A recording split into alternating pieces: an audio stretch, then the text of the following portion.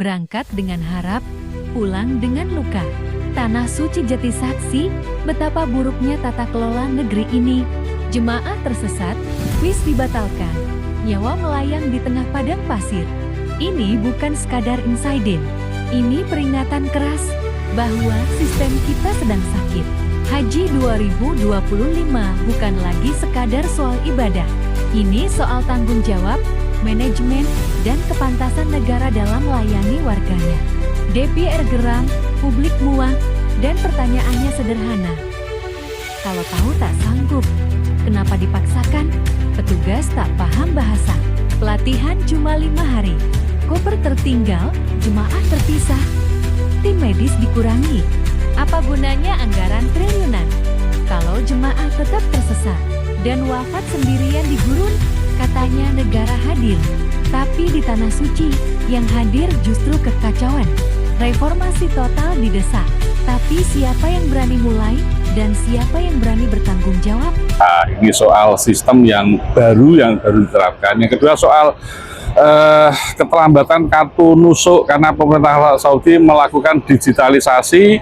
Semua yang masuk ke Masjidil Haram dan yang masuk ke Al-Musa itu harus terdaftar di nusuk. Nah, ini masih ada 1.000 orang sejak hari kemarin yang harus diselesaikan karena kalau tidak ini pasti akan menyulitkan jamaah haji kita untuk ke ke Arafah. Nah, yang seterusnya soal transportasi, soal kualitas catering, ini tentu masalah-masalah klasik. Tapi yang lebih penting adalah soal keselamatan jamaah haji.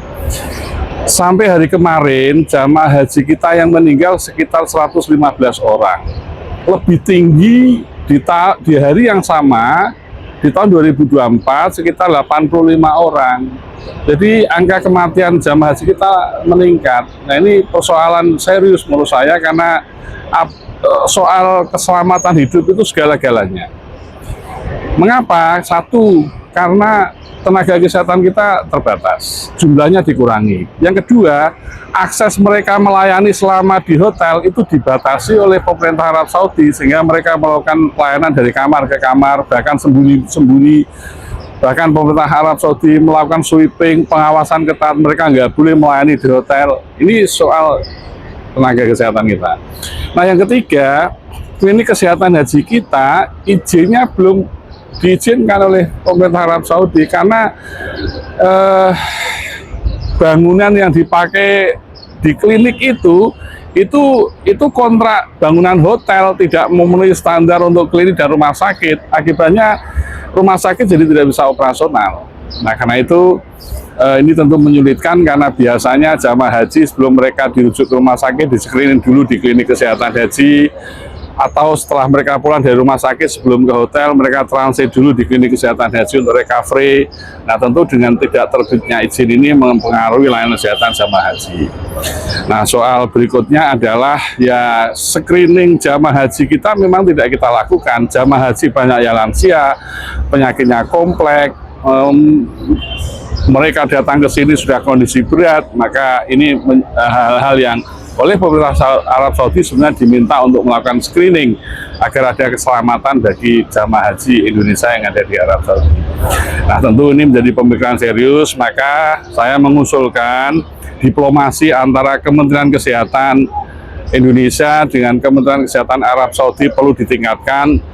Izin operasional untuk klinik kesehatan haji perlu dibuat permanen, atau kerjasama MOU teknis perlu dibuat permanen. Bahkan kalau diperlukan, Indonesia memiliki rumah sakit haji di kota Mekah untuk layanan jamaah haji kita yang banyak, termasuk juga untuk layanan yang umroh yang setiap tahun terus meningkat.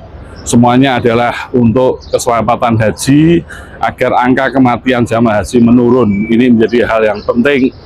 Yang harusnya mereka pada beberapa tahun yang lalu pada saat Zulhijjah masih juga melaksanakan ibadah umroh, hari ini sudah mulai ditutup dan mereka tidak bisa lagi stay di Saudi Arabia.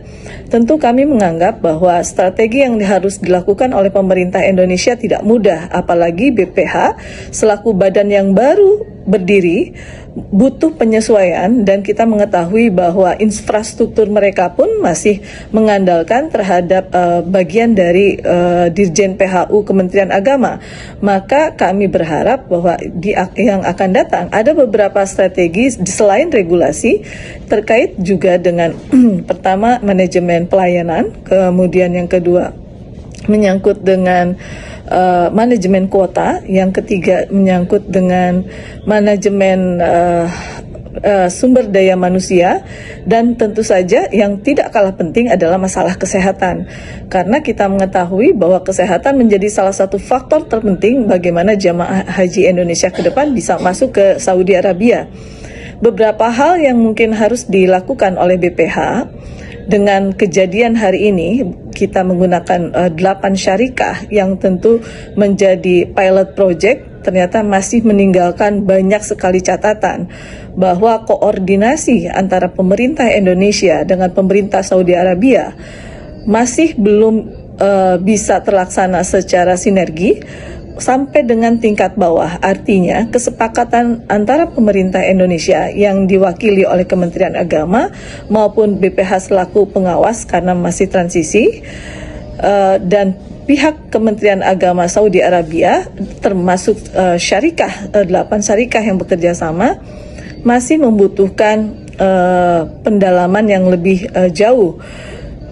Hari ini kita mengakui bahwa tingkat kekacauan dimulai saat jamaah diberangkatkan dari Tanah Suci. Artinya kebijakan yang dikeluarkan pemerintah Saudi Arabia memang harus mulai diadaptasikan oleh pihak pemerintah Indonesia. Karena dengan keberadaan syarikah tadi, maka tidak mungkin dalam satu kloter terpisahkan di berbagai macam syarikah yang nantinya akan menyulitkan kepada para ketua kloter termasuk petugas untuk melakukan pendampingan dan perlindungan terhadap para jamaah. Karena inti ibadah haji adalah bisa melaksanakan ibadah-ibadah haji selain fisik maupun mental, tetapi spiritual mereka juga harus disiapkan dan difasilitasi oleh negara. Yang berikutnya yang harus dilakukan perubahan kaitan dengan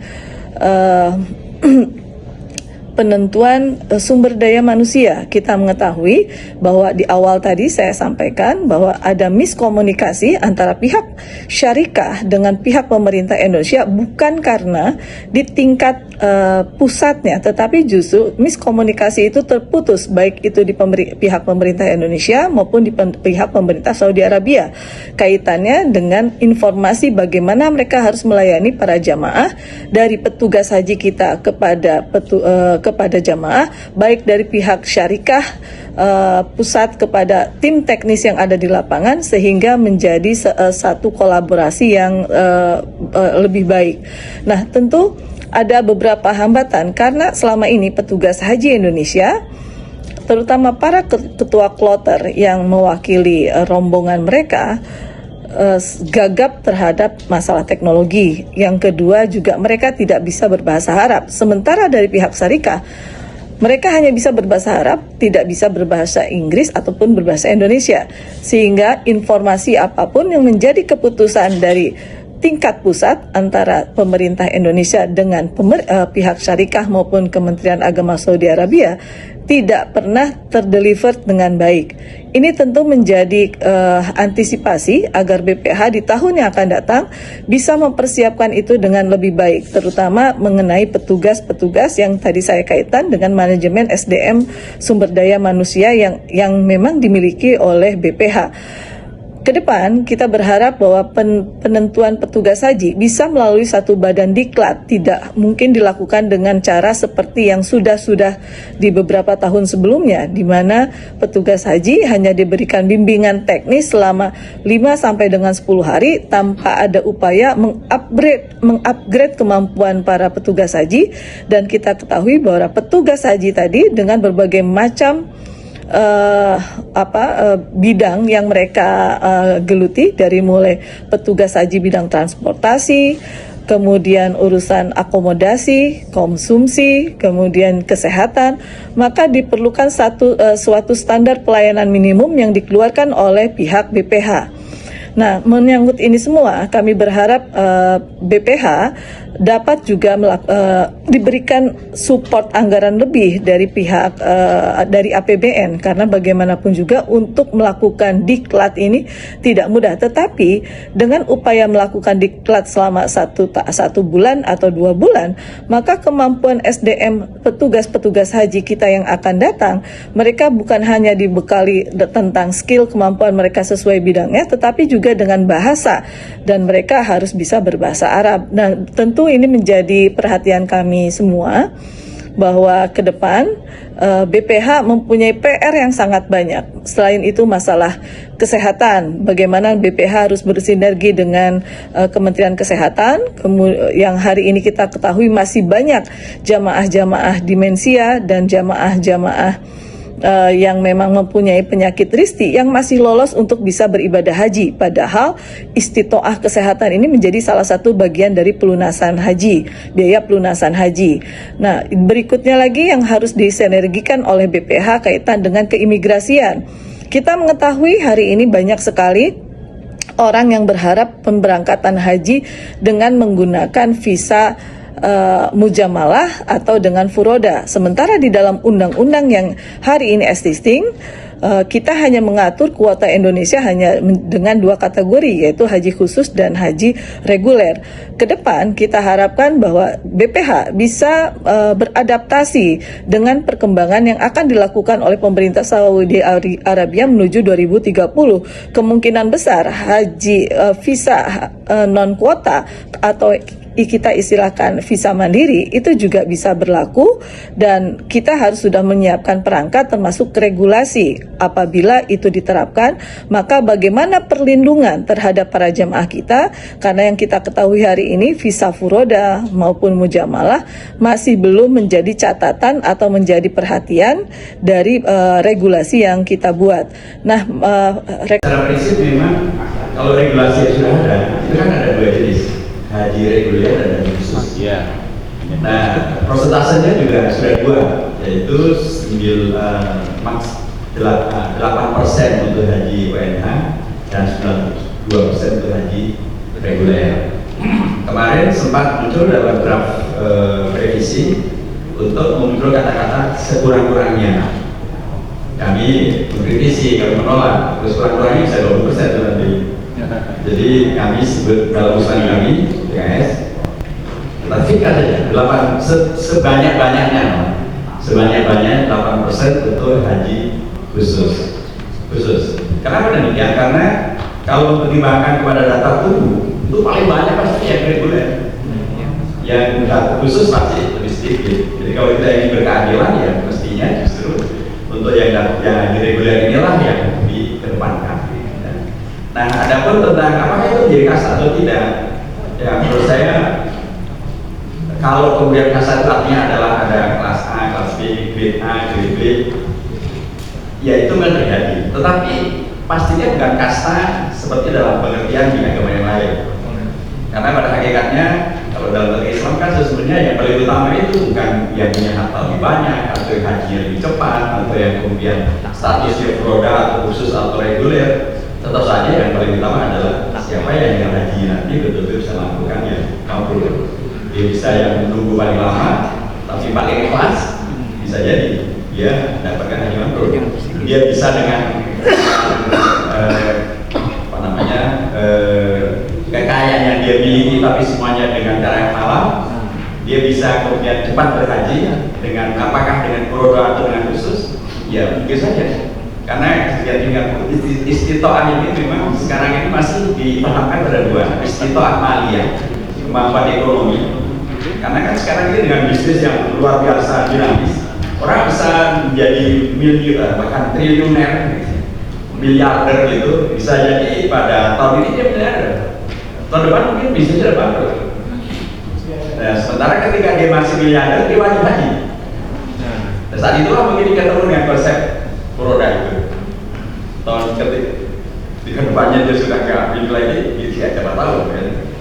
Tetapi dengan kasus di mana Saudi tidak mengeluarkan visa furoda dan furoda ternyata bisa sama mahal semacam itu, maka kalau Menteri Agama solusinya atau usulan beliau adalah yang haji furoda ini daftar saja ke haji khusus. Tapi memang masih antri, haji khusus masih antri, bisa sampai 7 tahun juga, karena yang memerlukan istri juga banyak. Tapi minimal bagian dari solusi. Tapi kalau menurut kami gitu ya, kalau saja usulan tentang 2/1000 tadi bisa diperjuangkan dan sukses, tepat nih Bang.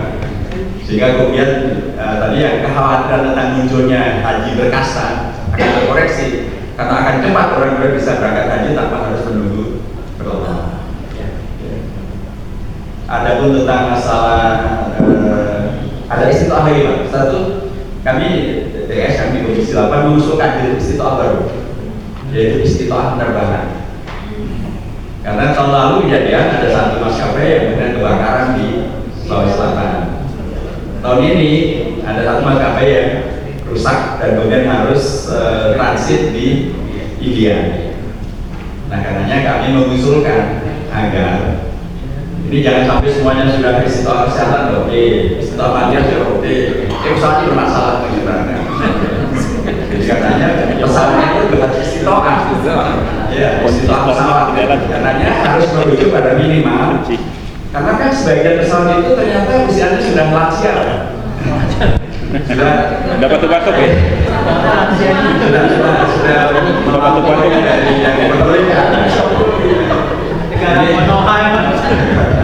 Jadi penting untuk dipastikan, karena memang kan ternyata faktanya baik ternyata kan juga yewa pernyataan bahwa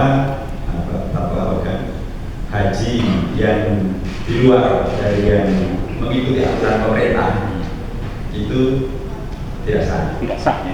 Itu untuk Saudi gitu ya. Sementara kan kita dari Indonesia, kan sesungguhnya kita punya sekian banyak perangkat. Salah satu perangkat itu adalah imigrasi. Jadi kalau calon jamaah berangkat atau setelah berangkat ke Saudi, imigrasi kan mesti tahu bahwa yang diperbolehkan hanya visa haji. Iya. Kemudian dia akan ke Saudi, visanya bukan haji, harusnya di situ dari kata Iya. ya. Clear. Jadi sehingga tidak timbul haram segala macam gitu kan. Tapi yang bermasalah, kenapa ini bisa lolos? Nah itu. Dan sebagiannya sampai tadi meninggal di balai pasir. Jadi ini juga untuk kritik juga untuk kita gitu ya. Seharusnya di Indonesia sendiri sudah dijelaskan melalui beragam mungkin melalui para pembimbing haji, mentor keagamaan, termasuk juga penegakan hukum gitu. Untuk kemudian para pihak yang ingin haji, ya mereka harus mengikuti aturan-aturan yang ada, termasuk tentang masalah visa. Kalau misalnya tak nggak dapat visa haji ya sudah. Terus secara prinsip kalau bagi dalil agama, la yukallifullahu nafsan illa wus'aha. Allah tidak membebani mewajibkan kita sesuatu di luar batas kemampuan kita. Termasuk istitoah kan, istitoah untuk mendapatkan visa. Kalau ternyata nggak dapat visa karena kondisi-kondisi yang tadi, maka kami mencoba dan sebagian ini menjadi masalah karena tadi kuota 1/1000 Pak. Coba kalau kuotanya 2/1000, kemungkinan tentang masalah kasa haji dan sebagainya akan dengan terkoreksi Pak. Kalau 2/1000 itu kan semakin banyak yang bisa berangkat 2 kali lipat ya? 2 kali lipat. Sehingga dengan demikian maka yang tadi nggak perlu jual harga. Kalaupun kemudian pakai haji khusus, tidak juga harus kemudian dengan harga yang juga mahal. Jadi itu mungkin salah satu solusinya. Jadi bagaimana kita meningkatkan kesadaran publik tentang masalah hukum agama dan hukum negara dan hukum antar negara, dan lembaga-lembaga bersemangat hanya betul-betul disiplin. Kalau memang nggak boleh ya sudah, nggak perlu kemudian mereka dibiarkan jalan dan akhirnya bermasalah dia. Nah, tentang dam, memang Menteri Agama gimana nih tanggapannya? Pertama terkait kriminalisasi, kalau hukum di Arab Saudi di sana kan pasti dihukum di sana, dan itu kan berlaku untuk semua negara, di mana orang yang melakukan pelanggaran terhadap hukum di negara itu, maka di negara itu dia harus dihukum. Apakah kemudian haji forodha itu dihapus? Ini juga menyangkut kedua negara. Kedua negara masih menyangkut banyak pengusaha, banyak travel yang berkepentingan dengan itu, juga Kementerian Agama dengan itu. Nanti BPIH juga berkepentingan dengan itu. dan pengusaha di Arab Saudi juga demikian. Ini kan kalau kemudian dikaitkan dengan kasta tadi, kalau lihat hasil timuas bahwa ini ada grade D, ada grade B, ada grade A, itu sudah pasti ada kelas, ada kasta, di mana reguler ini yang paling rendah dan pasti ada haji yang lebih mahal. Dan apakah surga juga ada neraka well, berapa tingkatan juga surga, neraka juga begitu. Apakah itu sudah tua atau alam? Kemudian soal kesehatan, ini memang susah ya. Kalau lansia itu, kalau saya melihat ini banyak kesehatan itu yang basa-basi saja. Sebenarnya secara kesehatan secara ansih itu banyak lansia tidak lolos sebenarnya, karena banyak penyakit. Mereka ada jantung, ada ginjal dan lain-lain. Ada yang meninggal di pesawat, kemudian di sana juga meninggal. Secara kesehatan sebenarnya tidak lolos mereka. Kemudian karena apa ya, Indonesia ini kan tiwo. Ini sudah nunggu 15 tahun, 20 tahun, sudah tua, masa tidak diberangkatkan. Jadi dengan segala apapun pertimbangannya demi kemaslahatan umat untuk bisa haji ini, ya dengan berbagai risiko maka diloloskan saja lah. Makin sama Pak ya. Urusan manusia juga. Dan terakhir untuk jam ini, ada beberapa yang beralasan bahwa kalau dulu memang Arab Saudi ini kan masih banyak rakyat yang masih membutuhkan dana atau masih belum kaya seperti sekarang. Dan sekarang penduduknya juga kan tidak tambah banyak, dan mereka sudah istilahnya mungkin Dr. Yeti yang paling tahu, yang banyak mungkin di sana beliau. Sekarang udah kaya raya, udah makmur. Kemudian dengan pertimbangan apakah disembelih di sana atau di sini, itu tadi terjadi perdebatan bahwa yang diterima itu takwanya, bukan darah yang mengalir. Karena itu sekarang MUI dan para ulama ini lagi mengkaji apakah bisa disembelih di sini atau tidak, karena di Indonesia ini kan masih lebih banyak yang membutuhkan daripada tidak. Artinya dengan kata lain, kalau disembelih di sana kemudian dagingnya dibagikan di sana, lebih maslahat atau tidak?